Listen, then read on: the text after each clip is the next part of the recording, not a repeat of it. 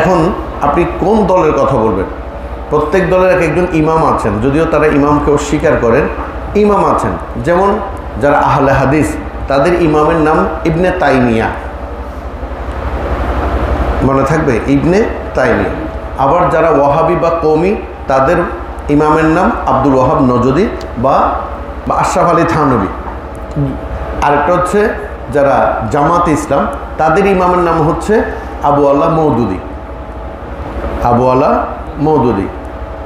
এই তিন ইমাম ভিন্ন ভিন্ন পথ অবলম্বন করে থাকেন, ভিন্ন ভিন্ন পথ অবলম্বন করে থাকেন।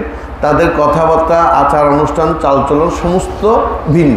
আর আমাদের ইমামের নাম মুহাম্মদ রাসূলুল্লাহ সাল্লাল্লাহু আলাইহি ওয়াসাল্লাম। আমাদের ইমামের নাম কি? সৈয়দনা মুহাম্মদ রাসূলুল্লাহ তাআলা সাল্লাল্লাহু আলাইহি ওয়াসাল্লাম। প্রশ্ন করতে পারেন যে আমাদের তো ইমাম শাফি আছে, হাম্বলি আছে, মালিক আছে, ইমাম আবু হানিফা আছেন। তারা হচ্ছেন শরীয়তের কিছু মাসাইলাগুলো আমাদেরকে কি করে দিয়েছেন? সহজ করে দিয়েছেন। মূলত তারা অনুশীলন, অনুসরণ, অনুকরণ যাই করার করেছেন নবী মুস্তাফা সাল্লাল্লাহু আলাইহি ওয়াসাল্লাম। সুবহানাল্লাহ। কিন্তু ইবনে তাইমিয়া বা আবু আল্লাহ মওদুদি বা যারা তাদের ইমাম, আরেকজন কি বললাম, আশরাফ আলী থানভী অথবা আব্দুল ওয়াহাব নজদি, ইনারা কিন্তু এমন কতিপয় কথা বলেছেন যে কথাগুলো ইমান থেকে, ইসলাম থেকে খারেজ হয়ে যাওয়ার সমতুল্য। আমরা কখনো বলি না আমাদের ওলি আল্লাহগণ আল্লাহর সমতুল্য, নাউজুবিল্লাহ, এই কথা আমরা কখনো বলি না। আমরা কখনো নবী মুস্তাফা সাল্লাল্লাহু আলাইহি ওয়াসাল্লাম অথবা মা বাবাকে কোনো কারোর সাথে তুলনা আমরা করি না। দেখুন, যদি নাই করে থাকি, আমরা দেওবন্দীদের অর্থাৎ যাদেরকে আমরা ওয়াহাবি বলে থাকি তাদের কিছু আকীদা অর্থাৎ তাদের কিছু বিশ্বাস আমরা আপনাদের সামনে উপস্থাপনা করতে পারি। এখানে বেশ কয়েকটি তাদের মতামত আমাদের সামনে উপস্থাপনা করেছেন।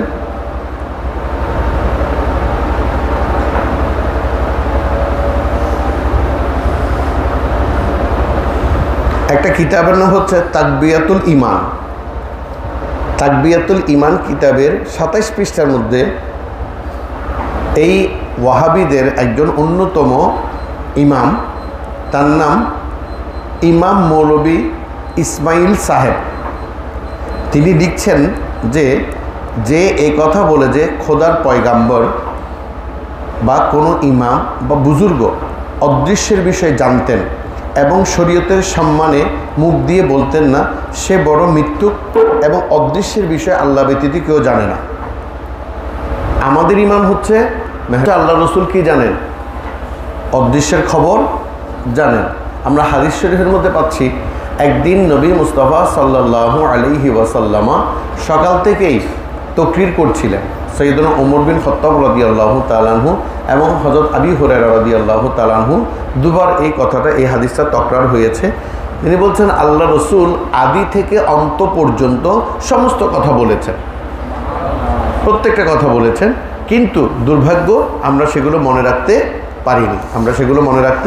পারিনি, আল্লাহ রসুল কিন্তু এই আমাদের জন্মের আগে কি হয়েছিল, আল্লাহ রসুল দুনিয়াতে আসার আগে কোন কোন নবী থেকে শুরু করে আল্লাহ রব্বুল যেদিন থেকে এই বিশ্ব ব্রহ্মাণ্ড তৈরি করেছেন সেদিন থেকে অদ্যাবধি কী কী হয়েছে সব কিছু বর্ণনা করেছেন। বর্ণনা করার পর হযরত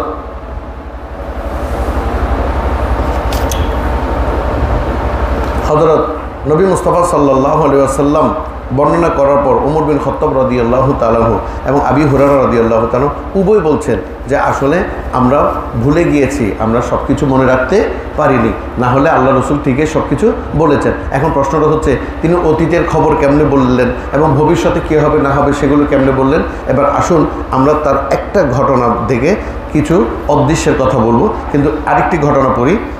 2 নম্বর, তাদের আরেকটি ঈমান হচ্ছে কোনো নবী, ওলি, ইমাম ও শহীদদের বেলায় কখনো এই আকীদা পোষণ করবেন না এবং ওনাদের প্রশংসা এই ধরনের কথা বলবেন না, অর্থাৎ তারা অদৃশ্যের কোনো কথা জানেন না। 3 নম্বর, যে এরকম দাবি করে যে আমার কাছে এমন কিছু জ্ঞান আছে এর দ্বারা আমি যখন ইচ্ছা করি অদৃশ্য বিষয়ে জ্ঞাত হই এবং ভবিষ্যতের বিষয়সমূহ জেনে নেওয়াটা আমার ক্ষমতাধীন। সে বড় মৃত্যুক, সে খোদাইয়ে দাবি করে এবং সে ব্যক্তি কোনো নবী, অলি বা জিন, ফেরেশতা, ইমামজাদা, পীর, শহীদ, জ্যোতিষী, গণক, ভবিষ্যৎবক্তা, ফলনামা বর্ণনাকারী, ব্রাহ্মণ ও ভূত পরীকেও এরকম মনে করে, ওদের বেলায় এরকম আকিদা রাখে, সে মুশরিক হয়ে যায়। যদি নবীর অদৃশ্যের জ্ঞানের কথা আমরা কি রাখি, অন্তরে পোষণ করি, আমরা কি হয়ে যাব? মুশরিক হয়ে যাবে। কথাগুলোর অর্থ হচ্ছে কেউ যদি কোনো জিনও যদি কোনো পরিভূত প্যারাত প্রবৃত্তি তারা যদি বলে যে নবী মুস্তাফা সাল্লাল্লাহু আলাইহি ইসলামের অদৃশ্য জ্ঞান আছেন, এই জ্ঞান দিয়ে তিনি অনেক কিছু বলতে পারেন, তাইলে আমরা কি হয়ে যাব? মুশরিক হয়ে যাব। এটা কার বিষয়? মৌলানা মৌলভী ইসমাইল সাহেব, তিনি তার কিতাবে লিখছেন। এই কিতাবের নাম তাকবিয়াতুল ইমান। এই তাকবিয়াতুল ইমানে তিনি এই কথাগুলো লিখছেন। আচ্ছা, এবার আসুন আমরা তাহলে এখানে আরও অনেকগুলো তার অনেক কথা এনেছেন, আমরা একটা বিষয় একটু আলোচনা করি।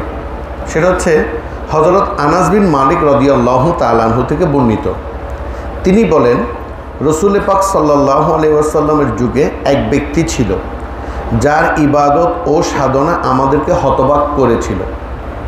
অর্থাৎ আমার নবীর যুগে একজন ব্যক্তি ছিলেন, তিনিও কি ছিলেন? সাহাবী ছিলেন। তিনিও কি ছিলেন? সাহাবী ছিল। তো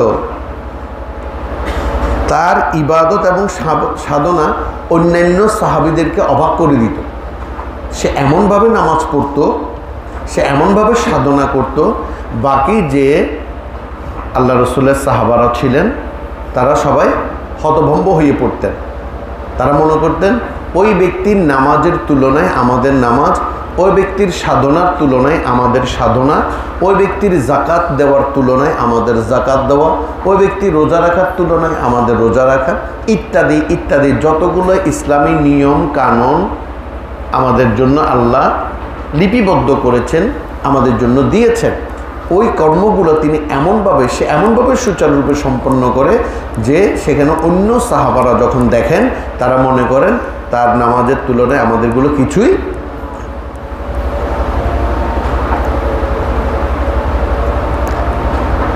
অন্য এক বর্ণনা রয়েছে, রসুল পাকের কতিপয় সাহাবা তাকে নিজেদের চেয়ে উত্তম মনে করত।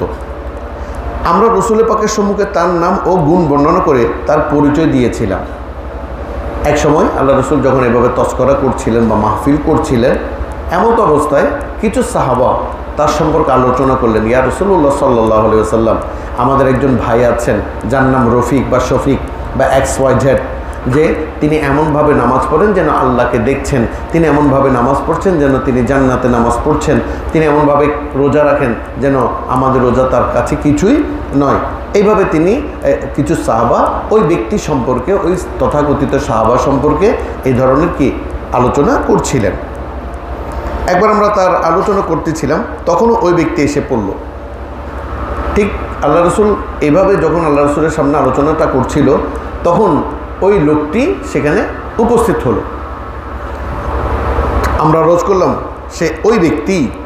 তখন আমরা নবীকে, ওই সাহাবাগণ নবীকে আরজ করলেন, ইয়া রাসূলুল্লাহ, এই ব্যক্তিটা হচ্ছে সে ব্যক্তি। তিনি রাসূলুল্লাহ সাল্লাল্লাহু আলাইহি ওয়াসাল্লাম বললেন, নিশ্চয়ই তোমরা যে ব্যক্তির সংবাদ দিচ্ছ নিশ্চিত রূপে তার চেহারায় শয়তানের রং বিদ্যমান। এতদিন আল্লাহ রসুল কোনো কিছু বলেননি। গতকালও আল্লাহ রসুলের সামনে ওই ব্যক্তির প্রশংসা করা হয়েছিল, এর আগের দিনও প্রশংসা করা হয়েছিল, আজকেও প্রশংসা করেছে। আজকেও প্রশংসা করতে করতে যখন ওই ব্যক্তিটির দরজায় ঢুকলেন, তখন এই সাহাবা একরামগণ বলছেন, ইয়া রাসূলুল্লাহ, আমরা যে ব্যক্তি সম্পর্কে আপনার সামনে আলোচনা করেছিলাম, যার নামাজের কথা বলেছি, রোজার কথা বলেছি, হজের কথা বলেছি, জাকাতের কথা বলেছি, যে সব ব্যক্তিটির সম্পর্কে আপনার সামনে বলেছি, ওই ব্যক্তিটি চলে এসছে। আল্লাহর হাবিব সরকার দু আলম সৈয়দনা মুহাম্মদ রাসূলুল্লাহ সাল্লাল্লাহু আলাইহি ওয়াসাল্লাম ওই ব্যক্তিটাকে দেখার সঙ্গে সঙ্গে বললেন, তোমরা যে ব্যক্তি সম্পর্কে আমার কাছে এতদিন আলোচনা করেছ, আমি তার চেহারার মধ্যে শয়তানের রং দেখছি। তাইলে এখান থেকেও প্রমাণ হয়ে যায় প্রত্যেক সাহাবা, ঠিক না বা ঠিক? দেখুন, একটু লিখে রাখতে পারেন, আপনারা চাইলে মোবাইলেও নিতে পারেন বা ইনি ভিডিও করছেন ওনার কাছ থেকে নিতে পারেন। এই হাদিসটা কোত্থেকে এসেছে? এই হাদিসটা এসেছে আবু ইয়ালা আল মুসনাদ প্রথম খণ্ড 90 নম্বর হাদিস। আব্দুর রাজ্জাক আল মুসান্নাফ দশম খণ্ড 155 নম্বর হাদিস, আবার 18,674 নম্বর হাদিস। আবু নাইম হিলিয়াতুল আউলিয়া, মারওয়াজি আল সুন্না, মুকাদ্দেসি আল আহাদিসুল মুখতার, হাইসামি মাজমাউল জাওয়াহেদ। এই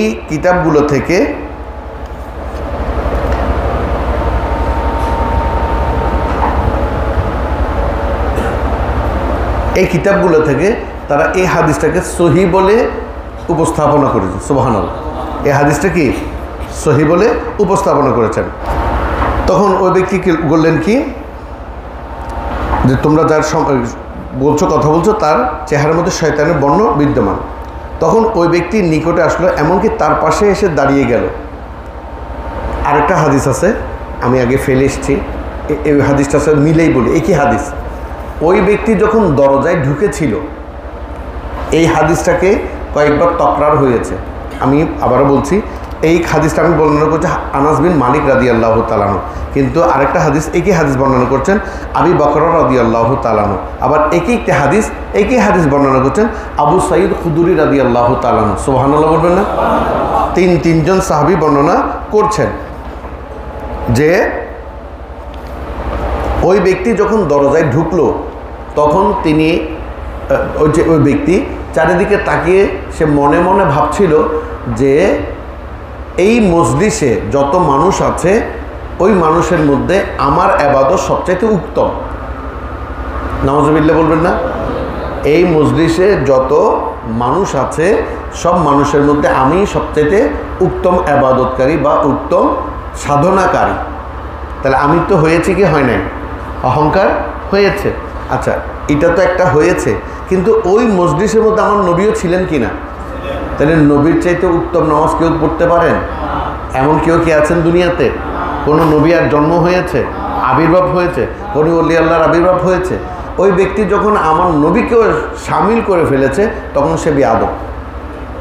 সে কি? সে বেয়াদব, 1 নাম্বার। 2 নাম্বার, তখন ওই ব্যক্তিটি কি করছে দেখুন, একদম আমার নবীর কাছে চলে আসলেন, দাঁড়িয়ে গেল, আমার নবীর পাশে দাঁড়িয়ে গেল, তাকে সালামও করলো না। আমার নবীকে একটা সালামও, বলুন তো আমাদের দেশের মধ্যে নবীকে সালাতু সালাম দিতে কাদের বাধে? কারা নবীকে সালাতু সালাম দিতে কাদের মনে কষ্ট আসে? এমন কোনো ব্যক্তি আছে? নাই? কে আছে বলুন তো? জি, ওয়াহাবিরা, আমাদের জামাতি ভাইয়েরা, আমাদের আহলে হাদিসের ভাইয়েরা, ভাই তো মানুষ তো, ওই ভাইরা কিন্তু নবীকে সালাম দিতে খুব তাদের কষ্ট হয়। ইয়া নবী সালাম আলাইকা বলতে তাদের বিবেকে বাঁধে, বা ভালো করে বেশি আল্লাহুম্মা সাল্লি আলা মুহাম্মাদ ওয়া আলা আলি মুহাম্মাদিন কামা সাল্লাইতা আলা ইব্রাহিমা ওয়া আলা আলি ইব্রাহিম ইন্নাকা হামিদুম মাজিদ, এই দরুদ ছাড়া বাকি দরুদগুলো পড়তে তাদের খুব কষ্ট হয়। কষ্ট না, এগুলো শিরিক, এগুলো বেদাত, এগুলো কুফুরি, এগুলো না জায়েজ, ঠিক না বাটে? এদের বেশি কষ্ট হয়। এই ব্যক্তির মতো, এই ব্যক্তি এক ঢুকে তো মনে মনে বললো আমার চাইতে বড় নামাজ ইবাদতে এখানে আর কেউ নাই। 2 নম্বর, আমার নবীর কাছে এসে গেল কিন্তু সালাম প্রদান করলো না। এমন বেয়াদব কি দুনিয়াতে আর হয়? এমন এই ধরনের বেয়াদবের উৎপত্তি কি গাছে বাপসে হয়, নাকি মায়ের পেট থেকে বের হয়? মায়ের পেট থেকে বের হয়। এই ধরনের বেয়াদবরাই দুনিয়ার জমিনে কি করতে পারে? নবীকে সালাতু সালাম দিতে জানে না। নবীকে দাঁড়িয়ে বা বসেও কোনো সালাম দেওয়া তাদের পক্ষে সম্ভব নয়। আমি বলছি না, হাদিস বলছে, আপনি একটু শুনুন মন দিয়ে। এটা মা বাবার সম্মানের ক্ষেত্রে আমি নবীর কথাটা টেনে এনেছি। এবার হুজুর নবী করিম সাল্লাল্লাহু আলাইহি ওয়াসাল্লাম তাকে বললেন, আমি তোমাকে আল্লাহর শপথ দিচ্ছি, অর্থাৎ আল্লাহর ওয়াস্তে বলছি তোমাকে, তুমি সত্য সহকারে বলো যে যখন তুমি মজলিসের পাশে দণ্ডায়মান ছিলে, তখন কি আপন অন্তরে এটা বলনি যে লোকদের মধ্যে আমার চেয়ে উত্তম কিংবা আমার চেয়ে অধিক সম্মানী ব্যক্তি কেউ নন? সুবহানাল্লাহ বলবেন না? আমার কথা বুঝতে পারছেন না? আমার কথা বুঝেননি? অর্থাৎ ওই যে লোকটা ভিতরে দাঁড়িয়ে যখন সে দরজার ভিতর ঢুকলো, তখন সে মনে মনে কী ভেবেছিল যে আমার চাইতে উত্তম, আমার চাইতে বড় ইবাদতি, বড় নামাজি আর কেউ তো এটাকে আমি ভেবেছি, আমি কি বলে বলে ভাবি কেউ? কথাগুলো কি কেউ বলে বলে ভাবে? ভাবের কথা তো মনে থাকে, ঠিক না বেটি? আবারও বুঝতে না পারলে হাত তুটান, আমি আবারও বলছি। মনে করুন এখন আমি ঘড়ির দিকে তাকিয়ে মনে মনে বলছি 7:15 হয়েছে। তো আমার মনের কথা কি আপনারা জানবেন? এটা তো ইম্পসিবল। এখন মনে মনে ভাবছি কখন আমার মাহফিল শেষ হবে, একজন আওলাদ আসবেন মেজবানের দরবার শরীফ থেকে, আবার আপনাদের সাথে সামাতে মিলবেন। মনে মনে কথাগুলো ভাবছি, এগুলো কি কেউ বুঝাতে পারবে আমার মনের কথা? না। আল্লাহ রসুল বলছেন, আমি আল্লাহ শপথ দিচ্ছি, তুমি সত্য সহকারে বলো যে যখন তুমি মজলিসের পাশে দণ্ডায়মান ছিলে তখন কি আপন অন্তরে এটা বলনি যে লোকদের মধ্যে আমার চেয়ে উত্তম কিংবা আমার চেয়ে অধিক সম্মানী ব্যক্তি কেউ নন? তাহলে রসুল অধিক সম্মানী না মানুষ অধিক সম্মানী? পৃথিবীতে কে সবচেয়ে সম্মানী? আল্লাহ যাকে সম্মান দেন, ও খোদা নে হে মর্তবা তুঝকো দিয়া, না কিসি কো মিলে না কিসি কো মিলা, কে কালাম মজিদো নে খাই শাহ তেরি শহর ও কালাম বাকি কসম। সুবহানাল্লাহ বলুন। আল্লাহ যাকে সম্মানী করেছেন, নবীদের নবী বানিয়েছেন, সমস্ত মানুষের শ্রেষ্ঠ নবী মুহাম্মদ রাসূলুল্লাহ সাল্লাল্লাহু আলাইহি ওয়াসাল্লাম, তার সাথে কি কারো তুলনা হয়? তাহলে যারা আজকে তুলনা করেন তারা জানি না, তাদেরকে আমরা কিছু বলবো না। তাদের কিতাব অনুযায়ী তারা বেয়াদব। তারা কি বেয়াদব? যারা ইজ্জতদাতাকে ইজ্জত দিতে জানে না তাদেরকে বেয়াদব ও মুনাফিকও ডেকেছেন আল্লাহ। আল্লাহ বলছেন বিসমিল্লাহির রহমানির রহিম, ওয়ালিল্লাহিল ইজ্জাতু, সূরা মুনাফিকুন পড়ে দেখুন, সূরা মুনাফিকের 8 নম্বর আয়াতখানা পড়ে দেখুন। আল্লাহ বলছেন ওয়ালিল্লাহিল ইজ্জাতু ওয়ালি রাসূলিহি ওয়ালিল মুমিনিন ওয়ালাকিন্নাল মুনাফিকিনা লা ইয়ালামুন। আমি ইজ্জত আমার জন্য, ইজ্জত আমার নবীর জন্য, ইজ্জত আমার মুমিন বান্দাদের জন্য, অর্থাৎ আল্লাহর ওলিদের জন্য, কিন্তু মুনাফিকরা সেটা বুঝতে পারে না। তাহলে আমি ডেকেছি মুনাফিক না আল্লাহ ডেকেছেন? এখন আপনি আমাকে মেরে ফেললেও কোরআনের আয়াতটাকে কি আপনি আর উল্টাই দিতে পারবেন? পারবেন না। তাই আপনি মুনাফিক। যে নবীর সামনে বেয়াদবি করে সে কি? কারণ সে নবীকে ইজ্জত দিতে এই লোকটার মতো, এই তথাকথিত এই সাহাবীর মতো, সেও কি সাহাবী। তার প্রমাণ আমি দিচ্ছি। কারণ কাফেররা কখনো নামাজ পড়তো না, ঠিক না বাঠে? নামাজ পড়ানোর জন্য নবীর আবির্ভাব। আমার কথা বুঝতে পারছেন? নামাজ পড়ানোর জন্য নবীর আবির্ভাব, কলমা শেখানোর জন্য নবীর আবির্ভাব, ঘুষ, সুদ, জানা, মদ, হারাম থেকে বাঁচিয়ে রাখার জন্য নবীর আবির্ভাব। নবী এসেছেন জ্ঞান বিতরণ করার জন্য, ইকরা বিইসমি রাব্বিকাল্লাযী খালাক, এই জ্ঞান প্রচার করার জন্য। আল্লাহর নবী এসেছেন আর রহমান আল্লামাল কোরআন, আমাদেরকে কোরআন শিক্ষা দেওয়ার জন্য। বরকত বলুন না সুবহানাল্লাহ। তাহলে আমার নবী দুনিয়াতে এসেছেন আমাদেরকে এই শিক্ষাগুলো প্রদান করার জন্য। তাদের আবির্ভাবই হচ্ছে আমাদের জন্য রাহমাত। এই নবী মুস্তাফা সাল্লাল্লাহু আলাইহি ওয়াসাল্লামার আগে কখনো কাফেররা কি করতো না? নামাজ আদায় করতো না। এগুলো আপনারা ইতিহাস খুঁজলে পাবেন। তারা যেভাবে তওয়াফ করতো, নাউজুবিল্লাহি মিন যালিক, এগুলো ছিল কুফরি। ওই জন্য ওই সময়টাকে কি বলা হয়? আইয়ামুন জাহেলিয়ুন। এটাকে কি বলা হয়? আইয়ামুন জাহেলিয়ুন। ইয়ামুনের বহু বচন আইয়াম, অর্থাৎ অসংখ্য সময় অতিবাহিত হয়ে গেছে, অনেক বছর তারা অন্ধকারের মধ্যে ছিল, ভুল পথের মধ্যে ছিল। এই ভুল পথ থেকে উত্তরণের জন্য, উদ্ধার করার জন্য আমার নবী মুস্তাফা সাল্লাল্লাহু আলাইহি ওয়াসাল্লামের আবির্ভাব। বড় করে বলুন সুবহানাল্লাহ। তাহলে নামাজ শেখানোটা, নামাজ শেখাটা কোত্থেকে এসেছে? আমার নবী থেকে এসেছে। নামাজ শেখাটা কোত্থেকে এসেছে? নবী থেকে এসেছে। বাকিরা যে নামাজ পড়তেন ওই নামাজের সাথে আমার নবীর নামাজের কোনো মিল নাই, কোনো মিল নেই। এটা আপনাদেরকে আমি আরেক সময় বলবো। যাক, এখন আসুন, এই লোকটা করলো কি? আমার নবীকে সালাম করে আল্লাহ রাসূল বলছেন তুমি সত্য করে বলো, মিথ্যা বলবো না, আমি আল্লাহর শপথ দিয়ে বলছি। তাহলে কোনো হিন্দুকে আপনি আল্লাহর শপথ দিবেন? কোনো কাফেরকে দিবেন? তাহলে দেখা যাচ্ছে ওই লোকটা কি ছিল? মুসলমান ছিল এবং সে আল্লাহ রসুলের হাতে ইসলাম কবুল করেছে, নাহলে সে নবীর মজলিসে আসতো না। এবার ওই লোকটা বলল, আপন অন্তরীটা বলনি, লোকদের মধ্যে আমার চেয়ে উত্তম কিংবা আমার অধিক সমাধি কেউ না। সে বলল, আল্লাহ শপথ, হ্যাঁ আমি বলেছিলাম। তাহলে আমার নবী মনের খবর বলতে পারে কি পারে না? এই ব্যক্তি কি বলছে? ইমাম মৌলভী ইসমাইল সাহেব কি বললেন? তিনি বলছেন যে কোনো ব্যক্তি যদি কোনো জিন, পরি, ভূত, প্রেত যে হোক না কেন আমার নবী মনের খবর বলতে পারে, এই বিশ্বাস যে রাখে সে কি হবে? সে কি হবে? মুশরিক হয়ে যাবে। আর এখন দেখা যাচ্ছে আমার নবী মনের খবর বলতে, ঠিক না বাঠে? একটা দলিল যথেষ্ট, একটা দলিলে যথেষ্ট যে একজনের কথা বলতে পারে সে প্রত্যেকের কথা বলতে, ঠিক না বাঠে? আচ্ছা আসুন, অতঃপর সে মসজিদে প্রবেশ করলো। মজলিস থেকে বের হয়ে সে কোথায় গেল? তাহলে মসজিদে গেলে সে মুসলমান। কোনো কাফের মসজিদে নামাজ পড়ে? কোনো হিন্দু, কোনো খ্রিস্টান, কোনো বৌদ্ধ, কোনো চাকমা, কোনো মোরং কেউ পড়ে না। মসজিদ একমাত্র মুসলমানের জন্য। সুবহানাল্লাহ বলবেন না? আমরা মসজিদ দেখলেই বলতে পারি এই এলাকায় কোনো না কোনো মুসলমানের বসবাস আছে। আমরা মন্দির দেখলে বলতে পারি কোনো না কোনো হিন্দুর বসবাস আছে। আমরা গির্জা দেখলে বলতে পারি এখানে কোনো না কোনো খ্রিস্টানের বসবাস, ঠিক না? নাকি মিথ্যা বললাম? তাহলে দেখা যাচ্ছে ওই ব্যক্তি যখন আল্লাহ রসুলের সামনে দাঁড়ালো, সে সালামও করলো না। আল্লাহ রসুল জিজ্ঞেস করলো, তুমি মনে মনে কথা ভাবনি? সে বললো, হ্যাঁ ভেবেছি। এই কথা বলে সে চলে যখন গিয়ে মসজিদে গেল, তখন সে আমার নবীর কাছ থেকে অনুমতি নিল না। এবার চিন্তা করেন সে বেয়াদব কি না।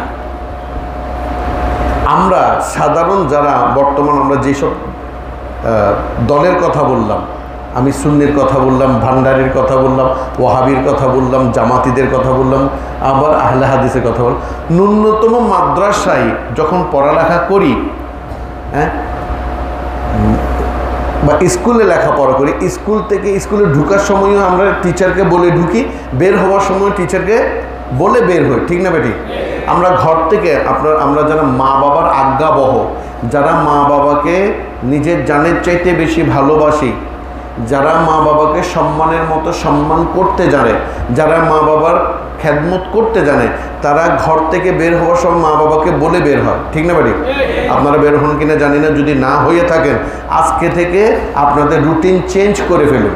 আজকে থেকে রুটিন চেঞ্জ করবেন। আপনি যেখানেই যান না কেন, আশা করি গোলামে মুস্তফা কখনো খারাপ কাজে যাবে না, সে মদের মহলে যাবে না, সে সুদের কাছে যাবে না, সে ঘুষের কাছে যাবে না, সে মারামারি কাটাকাটি করতে যাবে না। সে যাবে হয় স্কুলে, নাহলে চাকরিতে, নাহলে হয়তো বন্ধু বান্ধবের সাথে কিছুক্ষণ কথা বলার জন্য, বা যেটাকে আমরা আড্ডা বলে থাকি, আড্ডায় যেতে পারে। আপনি যেখানে যান না কেন আপনি অবশ্যই আপনার মা বাবাকে বলে যাবেন, আব্বু বা আম্মু আমি একটু করে বাজারে যাচ্ছি, বা আমি একটু মাঠে যাচ্ছি, বা আমি একটু মসজিদে যাচ্ছি। বিশ্বাস করুন আর নাই করুন, আমরা যখন জুমা পড়তে যাই বা পড়াতে যাই, এখনও বাবা থাকলে বাবাকে, মা থাকলে মাকে বলে যাই, মা আমি জুমাতে যাচ্ছি।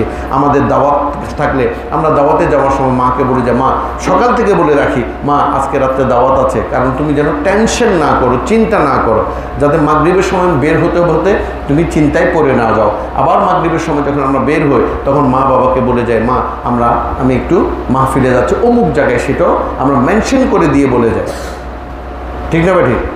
যদি আপনি না করে থাকেন আজকে থেকে সেটা শুরু করে দিন। এটা একটা আদব, এটা একটা সুন্নাত। এখন ওই ব্যক্তি আমার নবীর কাছ থেকে অনুমতি নিল না, ইয়া রাসূলুল্লাহ আমি কি যাব, সেটাও অনুমতি নিল না। আচ্ছা, এখন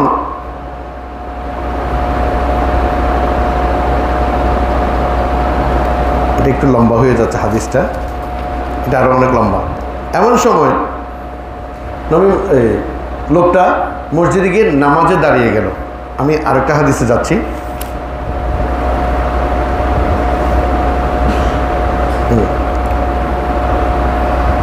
আবু সাইদ খুদরিটা বর্ণনা করি, এটা অনেক লম্বা এই হাদিসটা, ওই জন্য। তখন নবী মুস্তাফা হুজুর সাল্লাল্লাহু আলাইহি ওয়াসাল্লাম বললেন, তার নিকট গিয়ে তাকে হত্যা করো। এমনকি তোমাদের মধ্যে কেউ আছো কি যে ওই ব্যক্তিকে হত্যা করতে পারবে। এখন সে কোথায় গিয়েছে? সে মসজিদে গিয়েছে। তখন সৈয়দানা সিদ্দিক আকবর রাদিয়াল্লাহু তাআলা অর্থাৎ আবু বকর সিদ্দিক রাদিয়াল্লাহু তাআলা দাঁড়ায় গেলেন, বললেন ইয়া রাসূলুল্লাহ, আমি তাকে হত্যা করব। বলে যাও, তুমি তাকে হত্যা করে আসো। তখন সৈয়দানা সিদ্দিক আকবর রাদিয়াল্লাহু তাআলা যখন লোকটাকে হত্যা করতে গেলেন, দেখা গেল লোকটা নামাজে দাঁড়িয়ে গেছে। লোকটা কি করছেন? এমনভাবে দাঁড়িয়েছেন যেন মনে হচ্ছে সে আল্লাহর সামনে দাঁড়িয়েছে। সৈয়দানা সিদ্দিক আকবর রাদিয়াল্লাহু তাআলা ফিরে আসলেন, বললেন, আমার নবী জিজ্ঞেস করলেন তুমি কি করলে? তখন সৈয়দানা সিদ্দিক আকবর রাদিয়াল্লাহু তাআলা বললেন, ইয়া রাসূলুল্লাহ, আমি দেখলাম সে নামাজে দাঁড়িয়েছে, আপনি বলেছেন নামাজিকে হত্যা না করার জন্য, তাই আমি তাকে হত্যা না করে ফিরে আসলাম। আল্লাহ রসুল আবার বললেন, তোমাদের মধ্যে এমন কি আর কেউ আছো তাকে হত্যা করতে পারবে? ওমর বিন খাত্তাব রাদিয়াল্লাহু তাআলা দাঁড়িয়ে গেলেন। দাঁড়িয়ে তিনি বললেন, ওমর রাদিয়াল্লাহু গেলেন এবং তিনিও তাকে ওই অবস্থায় পেলেন। তিনি তাকে সিজদা অবস্থায় পেলেন। সিজদা অবস্থায় পেলে এমনভাবে তিনি সিজদায় পড়েছেন যেন এই সিজদার কখনো ফেরত যাওয়া উপযুক্ত নয় বা ফেরত যাওয়ার প্রশ্নই আসে না। তাই তিনিও ফিরে আসলেন, বললেন তুমি কি করলে? তখন তিনি বললেন, ইয়া রাসূলুল্লাহ, আবু বকর সিদ্দিক যা করেছেন আমিও তাই করেছি, আমি তাকে সিজদা অবস্থায় পেয়েছি। আল্লাহ রাসূল বললেন, তুমিও পারলে না? এমন কি কেউ আছো তাকে হত্যা করবে? তখন আলী কারামাল্লাহু ওয়াজহু কি করলেন? দাঁড়িয়ে গেলেন, বললেন, ইয়া রাসূলুল্লাহ, আমি তাকে হত্যা করব। তখন আল্লাহ রাসূল বললেন, হ্যাঁ, যদি তোমার সাথে সাক্ষাৎ হয়, অর্থাৎ হ্যাঁ তুমি তাকে হত্যা করবে যদি তুমি তাকে দেখো। কিন্তু আলী রাদিয়াল্লাহু তাআলা গিয়ে দেখলেন সে নামাজ থেকে চলে গিয়েছে, মসজিদ থেকে চলে গিয়েছে। পরবর্তীতে আলী রাদিয়াল্লাহু তাআলা তাকে হত্যা করেছিল, ওই লোকটাকে হত্যা করেছিল। এখন আমার এখানে প্রশ্ন হচ্ছে, আজ আপনারা শুধু নামাজ নামাজ বলছেন, এই নামাজিকে হত্যা করা জায়েজ? আল্লাহ রসুল দিয়েছেন। নামাজিকে কেন হত্যা করব? যেই নামাজের মধ্যে নবীর প্রেম নেই, শ্রদ্ধা নেই, সম্মান নেই, যেই ব্যক্তি নবীকে নবীর মতো শ্রদ্ধা সম্মান করতে পারে না, ওই ব্যক্তির নামাজ কোনো কাজে আসবে না। তাই নবী মুস্তাফা সাল্লাল্লাহু আলাইহি সাল্লাম দেখুন, এই ব্যক্তি নামাজও পড়ছে, এই ব্যক্তি একজন মুসলমানও বটে, এই ব্যক্তি নামাজের সাথে কারো নামাজের তুলনা হচ্ছে না। তাই নামাজ করবেন না, আগে আকীদা ঠিক করুন, আপনার আকীদাকে ঠিক করুন। আপনার আকীদা হতে হবে, আমার আল্লাহ যা জানেন আমার নবীও তা জানেন। ঠিক না বা ঠিক? আল্লাহ যাহা জানেন নবীও তাহা জানেন। আল্লাহ হচ্ছেন খালেক, আমার নবীকে বানিয়ে দিয়েছেন মালেক।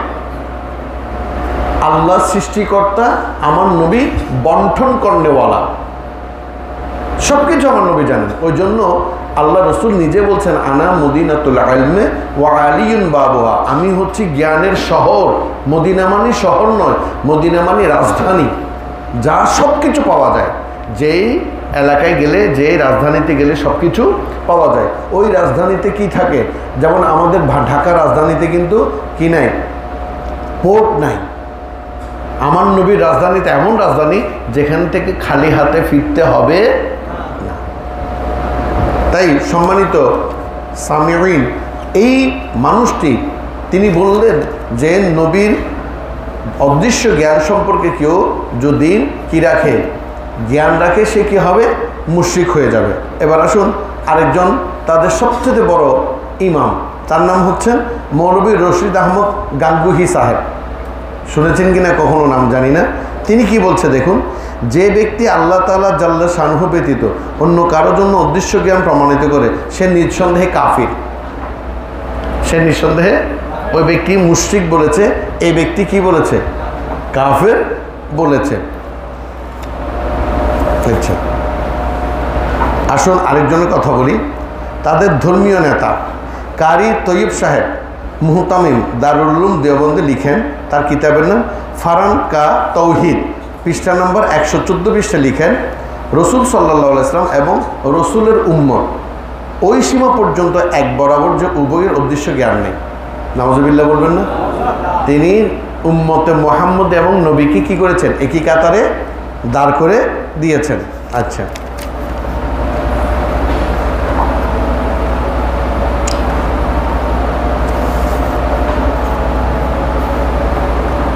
প্রত্যেকটা এই দেওবন্দ মাদ্রাসার হুজুররা কি করেছেন? আল্লাহ রসুলের অদৃশ্য জ্ঞানটাকে তারা অস্বীকার করেছেন। এবার আসুন একটা ঘটনা আপনাদের সামনে উপস্থাপনা করছি। আগে কিতাবের নামটা জেনে নিন। আর ওয়াহে সালাসা, পৃষ্ঠা নম্বর 242। এই কিতাবের 242 পৃষ্ঠা লিখছেন, সেই সময় একদিন ভোরে ফজরের নামাজের পর মৌলানা রফিকুদ্দিন সাহেব রহমতুল্লাহ আলাইহি মৌলানা মাহমুদুল হাসান সাহেবকে স্বীয় কামরায় ডাকলেন, যেটা দারুল উলুম দেওবন্দে ছিল। মৌলানা উপস্থিত হলেন এবং বন্ধ কামরার দরজা খুলে ভিতরে প্রবেশ করলেন। তখন তীব্র শীতের মৌসুম ছিল। মৌলানা রফিকুদ্দিন সাহেব রহমতুল্লাহ আলাইহি ফরমালেন, প্রথমে আমার এই তুলার তোষকটা দেখুন, আগে পরে ফেলি। মৌলানা তোষকটা দেখলেন যে এটা আর্দ্র এবং খুবই ভেজা ছিল। ফরমালেন, ব্যাপার হচ্ছে কিছুক্ষণ আগে মৌলানা নানুতুবি রহমতুল্লাহ আলাইহি সশরীরে, বাহ্যিক শরীরে আমার কাছে তশরিফ এনেছিলেন, যার ফলে আমি একেবারে ঘেমে গেছি এবং আমার তোষক ভিজে গেছে। তিনি এটা বলে গেছেন যে মাহমুদুল হাসানকে বলে দিও সে যেন ঝগড়ায় জড়িয়ে না পড়ে, অতএব আমি এটা বলার জন্য ডেকেছি। মৌলানা মাহমুদুল হাসান সাহেব আরজ করলেন, হুজুর আমি আপনার হাতে তওবা করতেছি যে এরপর আমি এই ব্যাপারে কিছু বলবো না। কিতাবের নাম আর ওয়াহে সালাসা। সম্মানিত হাজিরিন, দেখুন রসুল মকবুল সাল্লাল্লাহু আলাইহি ওয়াসাল্লাম অদৃশ্য জ্ঞান জানেন না। নবী মুস্তাফা সাল্লাল্লাহু আলাইহি ওয়াসাল্লাম হাজির নাজির নয়, এটা হচ্ছে তাদের ইমান। কিন্তু তারাই তাদের কিতাবে বর্ণনা করছেন যে তাদের ইমাম রশিদ আহমদ গাঙ্গুহি সাহেব কী করতে পারেন, সশরীরে, না মাফ করবেন, তাদের ধারণা মৌলানা নানুতুবি সাহেব সশরীরে কোথায় আসতে পারেন, তার মুরিদানের ঘরে আসতে পারেন।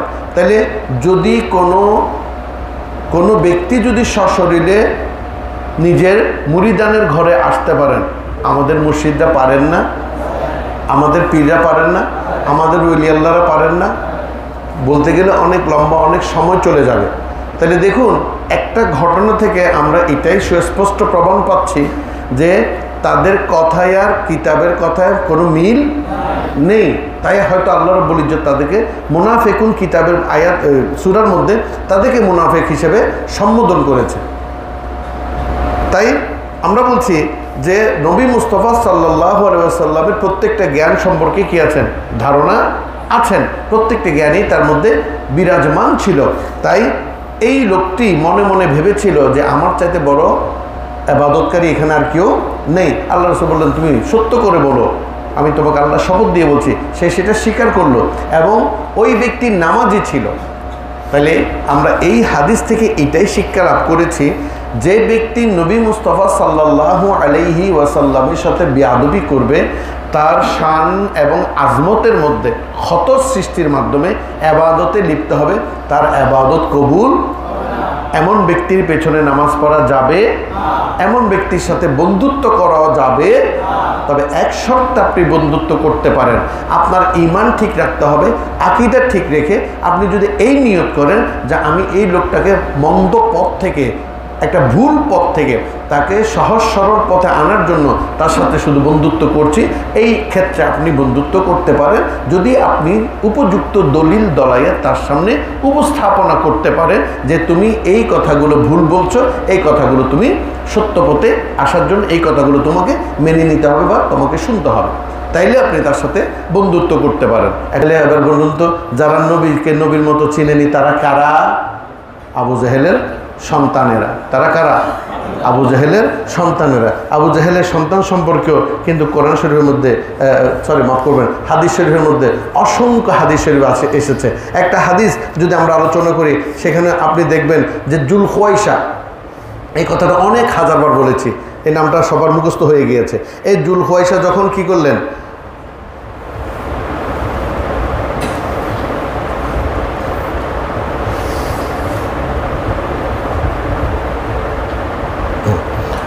একটা হাদিস একটু শেষ, আমার বক্তব্য শেষ করছি। হযরত আবু সাঈদ খুদরি রাদিয়াল্লাহু তাআলা আনহু বলেন, হাদিসখানে কোত্থেকে এসেছেন লিখে নিন, সহিহুল বুখারী কিতাবুল মাগাজিতে এই হাদিসটা এসেছে। আর কোনো দরকার আছে? তবুও আরেকটা হাদিস বলছি, মুসলিম শরীফ as-সহিহ কিতাবুল যাকাতের মধ্যে এই হাদিসখানে এসেছেন। কি বলছেন? হযরত আবু সাঈদ খুদরি রাদিয়াল্লাহু তাআলা আনহু, আচ্ছা এটা আবার অনেকে আমাদের বক্তব্য শুনে হয়তো অনেকে প্রশ্ন করবেন, এটা কয় নম্বর হাদিস? হাদিসটা হচ্ছে চতুর্থ খণ্ড 1581 নম্বর বুখারী শরীফের, অথবা 4094 অথবা 4094 অথবা 1581, এই দুটো তকরার হয়েছে। মুসলিম শরীফের মধ্যে 1064 1064 নম্বর হাদিস। আবু সাঈদ খুদরি রাদিয়াল্লাহু তাআলা আনহু বলছেন, হযরত আলী আলাইহিস সালাতু ওয়াস সালাম ইয়েমেন থেকে রাসূল পাক সাল্লাল্লাহু আলাইহি ওয়াসাল্লামের খেদমতে চামড়ার থলে ভর্তি কিছু স্বর্ণ পাঠালেন। সুবহানাল্লাহ। স্বর্ণের খনি থেকে কিছু চামড়ার থলে ভর্তি স্বর্ণ পাঠালেন। সেগুলো থেকে কখনো মাটিও পরিষ্কার করা হয়নি, এখনও মাটিও পরিষ্কার করা হয়নি। অর্থাৎ খনি থেকে এসে এনেছেন তো মাটিও কি করা হয়নি, পরিষ্কার করা হয়নি। হুজুর নবী করিম সাল্লাল্লাহু আলাইহি ওয়াসাল্লাম ওই স্বর্ণগুলোর 4 ব্যক্তি যথাক্রমে ওয়াইনা বিন বদর, আকারা বিন হাবিস এবং জাইয়েদ বিন খায়েল ও আলকামা মতান্তরে আমের বিন তুফাইলের মধ্যে বন্টন করে দিলেন। ওই 4খানা সোনার টুকরা 4টি গোত্রের ইমামের কাছে কি করে দিলেন, বন্টন করে। আপনারা তো জানেন আশা করি, সমাজের মধ্যে আমাদের সর্দার থাকে না, ওই সর্দারের কাছে কি করে দিলেন, বন্টন করে দিলেন। ধরেন এটা লালারখিল, এটা বরকল, এটা চন্দনাইশ, এটা অমুক জায়গা বা ফকিরপাড়া, এই 4 পাড়ার মধ্যে কি করে দিলাম, আল্লাহ রসুল বন্টন করে দিলেন। এতে সাহাবিদের থেকে এটা আরেকজন সাহাবি, ওইটা না, ওই লোকটা না, তাহলে এই ব্যক্তিও সাহাবি নয়, এটাও একটা শয়তান, এটাও কি মুনাফিক। এক সাহাবিদের থেকে একজন বলেছেন, তাদের চেয়ে আমারই অধিক হকদার ছিলাম। এই কথা যখন হুজুর নবী করিম সাল্লাল্লাহু আলাইহি ওয়াসাল্লাম নিকট পৌঁছলেন, তখন তিনি বললেন, তুমি কি আমাকে আমানতদারের মধ্যে গণ্য করো না? অথচ আসমানবাসীর নিকট আমি বিশ্বস্ত। এই সংবাদটি আমার নিকট সকাল সন্ধ্যা আসছে। রাবির বর্ণনা যে অতবার এক ব্যক্তি দাঁড়িয়ে গেল, একটা লোক সাহাবীদের মধ্য থেকে একটা লোক দাঁড়িয়ে গেল, যার চক্ষুদয় বিকৃত, চোখগুলো কেমন জানি, গণ্ডদেশের হাড্ডি বহির্গত, উঁচু কপাল, ঘন দাড়ি, মাথা মুন্ডানো অর্থাৎ টাক্কো মাথা এবং লম্বা লুঙ্গি পরা ছিল। সে বলতে লাগলো, হে আল্লাহ রসুল, আল্লাহকে ভয় করুন।